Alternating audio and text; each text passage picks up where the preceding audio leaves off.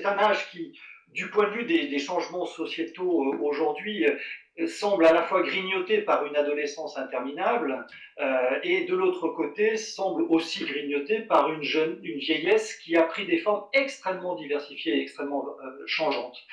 J'ajoute en plus que c'est un âge qui a perdu l'espèce de certitude qu'il avait. Je cite cette phrase de Léon Bourgeois, souvent, qui définissait à la fin du XIXe siècle, Léon Bourgeois, un grand républicain, l'âge adulte comme le moment où on est père de famille, soldat et citoyen. Alors vous voyez immédiatement qu'il manque quelqu'un dans ce portrait de l'âge adulte, à l'âge où on était, l'âge adulte était sûr de lui, il manque évidemment la femme, et c'est un des grands mouvements sociaux de ces dernières années que de voir que l'adulte, eh bien, il y a, si je puis dire, 2 fois plus d'adultes dans la société aujourd'hui qu'hier, puisque la femme est devenue un adulte comme un autre. C'est un changement tout à fait capital. Ce changement capital, c'est aussi payé d'une certaine indétermination. On ne sait plus très bien ce qu'est un adulte.